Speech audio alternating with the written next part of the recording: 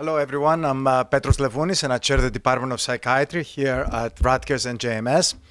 And I just want to give some examples of the work that we do on LGBTQ issues from the Department of Psychiatry. Starting with research, this is some work that we do contrasting motivation to quit smoking among gay men, straight men, lesbians, and straight women. And we have had to engage the social media and dating sites to do this kind of research, and that has been quite exciting and quite successful, actually.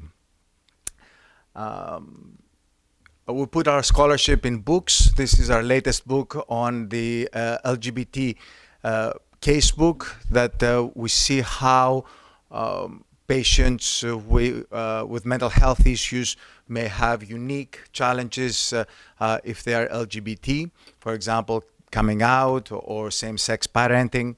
And we put these thoughts and ideas and clinical work together in this book, the LGBT casebook. I'm very happy to see that it has been translated in Portuguese, and now we're trying to see if we can also translate it in Spanish. In terms of our advocacy, we convene conferences where we bring the whole community together. This is a conference that we did on transgender mental health, and that was in 2016.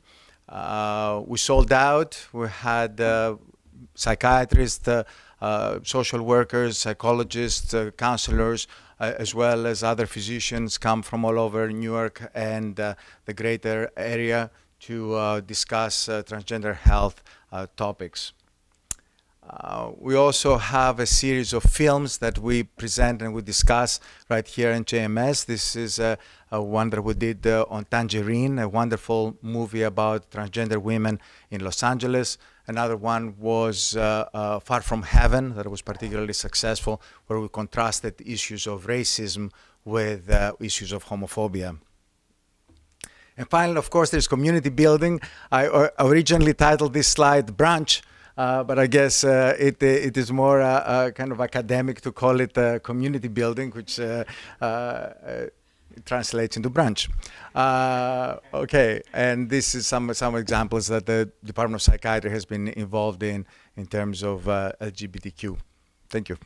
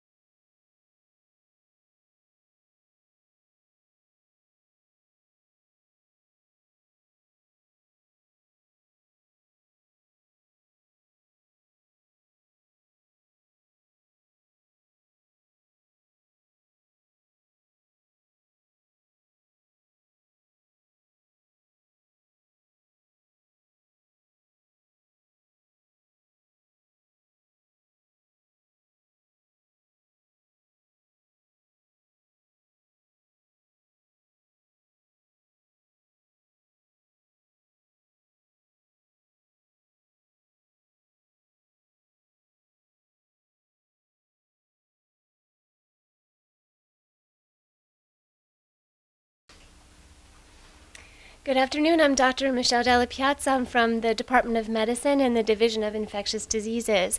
And I'm going to talk a little bit about our transgender health program within the infectious diseases practice at University Hospital.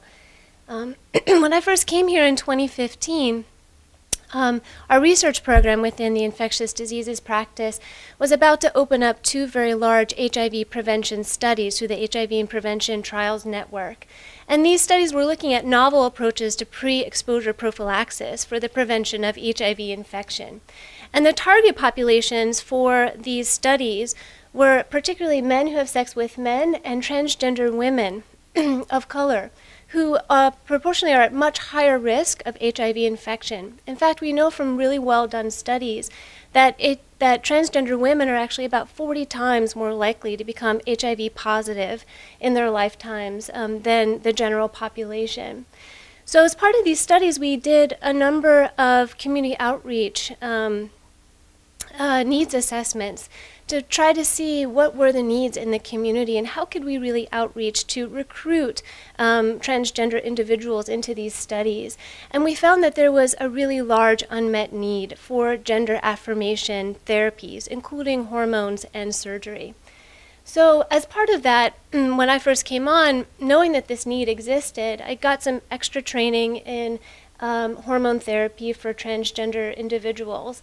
And we started our trans health program in 2017, with the overarching goals being twofold. The first is to alleviate gender dysphoria, which, as Dr. Einstein talked about, is the socially induced symptoms of having a gender identity that doesn't match your sex assigned at birth. And patients really, really suffer as a result of gender dysphoria. And so the alleviation of the gender dysphoria that we were able to provide is hormone therapy. And the hormones really provide a lot of support for patients who really want to affirm the gender that meets their true identity. And then the secondary goal, that is of course very important to us as well, is to increase engagement in primary and preventive care for both HIV positive women living with HIV and HIV negative transgender women. And we took a very holistic approach. Our clinic is a Ryan White funded clinic where we provide HIV primary care, so we do all of the HIV related care, but also cancer screening and other primary care services. And so we really took a holistic approach here, and I started to treat both HIV positive and HIV negative transgender women for gender dysphoria. And it really did take a lot of legwork to be able to do this. So it took a lot of leadership, which Dr. Curtin was talking about, and Dr. Sanchez as well, with the task force at UH and at NJMS, and really establishing multidisciplinary referral services with Dr. Einstein and Dr. Keith and Dr. Levounis as well, to make sure that we had the appropriate services that we would need for comprehensive care. We revamped our environment to make sure that it was completely welcoming. We put up signs. We started asking everyone what their pronoun was and what their preferred name was. Every single patient, every single time coming to our front desk. We made sure there were patient materials in the waiting rooms that really featured transgender women and men, and we made sure that we had gender-neutral bathrooms, in addition to putting up pride flags, both the transgender pride flag and the LGBTQ pride flag as well throughout our clinic. We had a lot of training, thanks to Dr. Sanchez, safe zone training for key leaders within our clinic. We had a special retreat at which our entire clinic was required to attend, with special training on culturally competent care for gender and sexual minorities. We had a multitude of pronoun workshops and special speakers and activist invitations. And we continued with our community outreach, which has been critical in engaging with the transgender population. So we're recruiting and maintaining LGBTQ staff, including hiring 3 trans-identified individuals or gender nonconforming individuals within our clinic. We're continuously doing needs assessments, community events, including this at Pride last year in Newark. We had a fashion show called Strut that really featured sexual and gender minorities. resource guides that we're developing. We just received funding from HRSA for an intervention called Healthy Divas that is meant to help with gender affirmation and self-efficacy among transgender women living with HIV. And our research efforts continue with the AMP study and the 083 study as well, which are our pre-exposure prophylaxis studies, really targeting transgender women for enrollment into these studies. And transgender women, unfortunately, have largely been ignored in clinical studies in HIV and HIV prevention for some time. Often transgender women were sort of put into the same category as men who have sex with men, but in fact they are very, very different. It's a completely different patient population that really deserves to receive greater recognition and greater inclusion in our research studies. So I'm very, very proud to be a part of this and very proud to be able to collaborate with such wonderful leaders in LGBTQ care.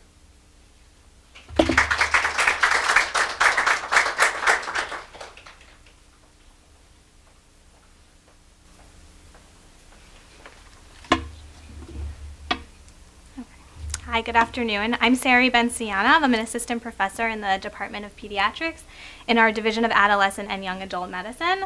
So the Division of Adolescent and Young Adult Medicine, or DAYM, is led by Dr. Robert Johnson, the Dean of New Jersey Medical School. And as you can see, we've been providing primary and specialty care to adolescents and young adults in Newark for more than 40 years. However, during the height of the HIV epidemic, DAYM began developing specialized services to create an environment to specifically address the needs of the LGBTQ youth that we were serving. So today we deliver trauma-informed, culturally competent care in a safe space for all youth in Newark. So the foundation of our services is really rooted in our clinical care. Primarily, we provide preventative and primary care to all youth, including sexual minority youth, in our dedicated adolescent medicine clinic here at NJMS. We also deliver many services that are specialized towards targeting the LGBTQ population, including providing multidisciplinary care for youth who are infected with HIV. A disproportionate number of our youth who are infected with HIV identify as LGBTQ, with 87% being men who have sex with men, 3% identifying as bisexual, and 1% identifying as transgender. We also offer gender-affirming hormone therapy to adolescents who are diagnosed with gender dysphoria and seeking to transition, and we're able to link them to supportive mental health services to guide them during their transition. Another one of our pillars is really the education piece. Right now, we are mentoring a group of first and second year medical students through our Community Engaged Service Learning course here at New Jersey Medical School, and they're taking part in a formalized curriculum to highlight the unique needs that LGBTQ youth experience, especially here in our population. In addition, pediatrics and medicine pediatrics residents participate in a community-based learning experience at the Hedrick Martin Institute in downtown Newark during their month-long community-based adolescent medicine experience that they have with me. And the goals of this experience is really for our trainees to understand the importance of community-based organizations, especially for the LGBTQ population, to help meet the needs of our patients beyond the walls of the hospital and beyond the walls of the clinic, where we most likely are to interact with them. Particularly, our residents learn what makes the LGBTQ youth more vulnerable to many of the health risk disparities and how HMI and other community-based organizations can help mitigate some of these risks. All students and residents are encouraged to participate in ongoing research and QI projects that are dedicated to address the needs of LGBTQ youth. And we also encourage participation in advocacy and other service projects like community health fairs and special projects around the community, giving out free condoms and things like that. As you can see on the slide, our scope of service is quite broad, and we really it's designed to empower our youth to make healthy and responsible decisions, no matter what gender orientation they identify as. We reaffirm the importance that healthcare providers must care for the whole person by understanding their physical needs and their emotional well-being, and we as a division are very sensitive to the special needs of sexual minority youth and have even designed a comprehensive patient intake form that has language sensitive to gender non-binary patients. We also provide ongoing staff training as required by our commitment to producing a safe and culturally competent environment. So our robust grant-funded programs that you can see listed here are intended to reduce risk and enhance healthy lifestyles among all the youth in Newark that we serve, and many specialize in targeting the LGBTQ youth in our community. By providing a safe and welcoming space, we continue to provide comprehensive preventative care along with specialized LGBTQ youth services in our growing clinical practice. All right, and I'll turn it over.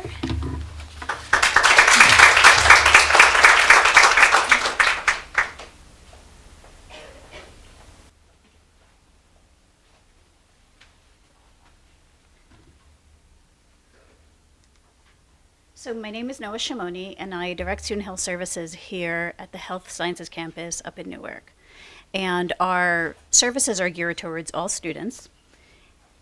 It's a family medicine practice that's exclusively for students, and we're proud to be a safe zone for LGBTQ students as well. So what sort of services do we offer? General services include full spectrum acute and chronic medical care, health maintenance and preventive services, and our more specialized services include treatment for gender dysphoria. Primarily and firstly, it's support, but certainly also includes gender-affirming hormone therapy and referrals for surgery when requested, and if and when a student is ready. Along with this comes sexual health care.